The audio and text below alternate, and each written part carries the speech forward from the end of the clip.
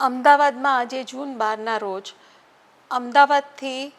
લંડનના ગેટવિક airport પર જતી એક એર ઇન્ડિયાની ફ્લાઇટ AI-171 દુર્ઘટનાગ્રસ્ત થઈ છે અને કમનસીબે એવું જાણવા મળી રહ્યું છે કે 242 મુસાફરો જે સવાર હતા એમાંથી કોઈ પણ બચ્યું નથી. જોકે એની અધિકૃત રીતે કોઈ જ પુષ્ટિ થઈ નથી અને આ વિમાન ઉડાન ભરતાની સાથે જ 2 મિનિટમાં દુર્ઘટનાગ્રસ્ત થયું હતું અને એનો એક હિસ્સો બીજે મેડિકલ કોલેજની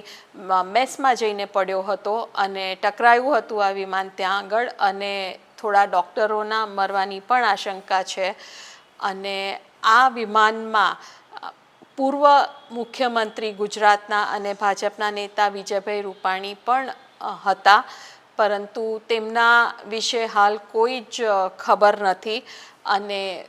ઓથોરિટીઝે DNA સેમ્પલ્સની માંગણી કરી છે રિલેટિવ્સ પાસેથી, કારણ કે બોડીઝ ઘણી બળી ગઈ છે અને જેથી કરીને DNA મેચ થઈ શકે. Union home minister Amit Shah દિલ્હીથી અમદાવાદ ખાતે આવા રવાના થઈ ગયા છે.